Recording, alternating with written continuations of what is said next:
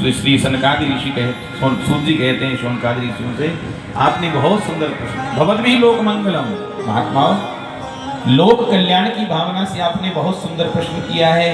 आइए सुनते हैं परम धर्म क्या है मानव का, श्री सूत जी के शब्दों में। सवै पुंसाम परो धर्मो यतो भक्तिरधोक्षजे अहेतुक्य प्रतिहता ययात्मा संप्रसीदति। मानव मात्र का परम धर्म है यतो भक्ति रसो अधोक्षजे, भगवान कृष्ण के चरण कमलों की भक्ति करना ही मानव का परम धर्म है, सबसे बड़ा धर्म है। अच्छा, दो विशेषण दिए भक्ति कैसी हो, बोले अहेतुक्य प्रतिहता, हेतु रहित और निष्कपट भक्ति, निष्काम भक्ति, कोई कामना नहीं होनी चाहिए। भक्त भगवान के बीच में कामना क्या, मांग कैसी, और निष्कपट छल कपट रहित, कथनी करने में अंतर नहीं होना चाहिए।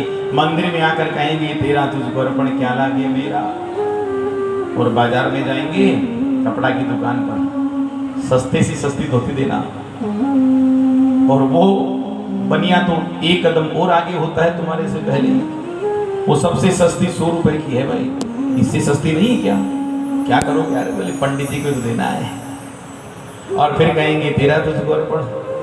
नहीं, ऐसी भक्ति से भगवान प्रसन्न नहीं होंगे। कथनी करने में अंतर नहीं होना चाहिए। निर्मल मन जन सो मोहि पाया,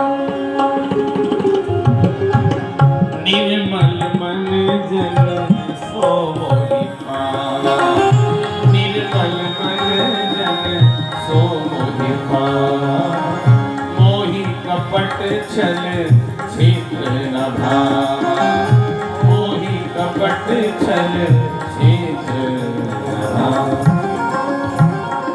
छल कपट रहित भक्ति हमारी भगवान के चरणों में होनी चाहिए। ऐसी भक्ति यदि देखो माता पिता, जैसे माता पिता की संतान कैसी भी हो, पर माता पिता सदैव अपनी संतान के लिए चिंतित रहते हैं, हाँ? ऐसी भक्ति भगवान के प्रति हमारी हो। जैसे परदेश गए हुए प्रियतम का घर में बैठी हुई प्रियतमा प्रतिपल चिंतन करती है विकल होकर, ऐसा ही चिंतन भगवान के चरणों में हमारा हो। ऐसा यदि भक्ति हमारी हो जाए तो जनयत्यासु वैराग्यम ज्ञानम चेदुहैतुकम, भगवान के स्वरूप का ज्ञान भी अपने आप होता चला जाएगा, और संसार को फिर छोड़ना नहीं पड़ेगा। संसार को छोड़ने की जरूरत नहीं है। मेरे तो गिरिधर गोपाल दूसरों न कोई, दूसरों न कोई, ये कहने की जरूरत ही नहीं पड़ेगी। कब? जब गोपाल जी अपने लगने लगेंगे, पर पहले गोपाल जी अपने तो लगे। धर्मः स्वनिष्ठितः पुंसां विश्वक्सेन कथासु यः नोत्पादयत्यत्रतिं श्रम एव हि केवलम। व्यास जी लिखते हैं कि धर्म का ठीक ठीक अनुष्ठान करने पर भी यदि भगवान के चरणों में हमारा अनुराग, हमारा प्रेम भावना बने तो श्रम एव ही केवलम, पूरा परिश्रम किया है, लेना देना कुछ भी नहीं है। इसलिए धर्मस्य यापवर्गस्य नार्थोर्थायोपकल्पते, भगवान ने धन दिया है तो धन का अर्थ का हेतु है धर्म। अर्थ क्यों दिया है? उस अर्थ से हम सुकृत करें, धर्म करें। धर्म का हेतु अर्थ नहीं है। अच्छा देखो, ऐसा नहीं कि विषय नहीं भोगे, बनाए भगवान ने भोगने के लिए तो भोगना चाहिए, विषय भी भोगना अनिवार्य है, पर कब कहाँ तक? ये जीवन यात्रा सुगमता से चलती रहे। शरीर को भूख लग रही है, भोजन देना चाहिए, सर्दी गर्मी से बचाना भी चाहिए, रक्षा शरीर की करनी चाहिए, क्योंकि शरीर माध्यम खलु धर्म साधनम।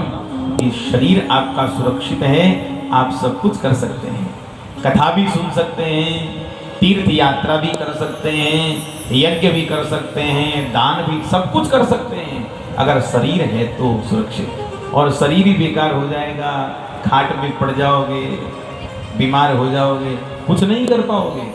तो विषय भी भोगना चाहिए, पर ना कामस्य नेन्द्रिय प्रीति, इंद्रियों की दासता के लिए कभी विषय सेवन नहीं करना चाहिए। कृष्ण को गोविंद गोपाल गाते चलो,